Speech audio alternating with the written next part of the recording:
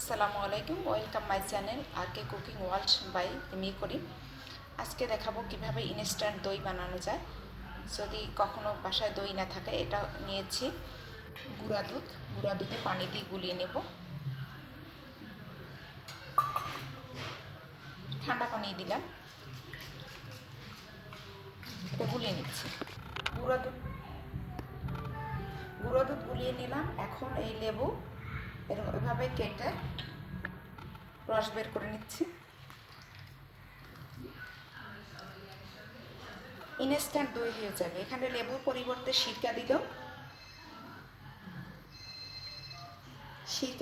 টক আর কি, সিরকা দিলেও দই হয়ে যাবে, অথবা লেবুর রস। আমি ছোট ছোট একটা ফালির রস দিয়েছি, আর একটা ফালিরও রস দিব।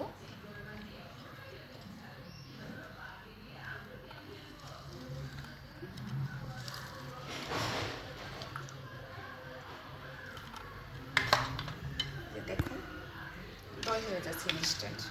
মাশাআল্লাহ,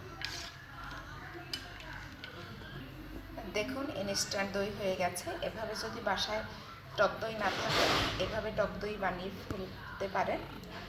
খুবই ইজি প্রসেস।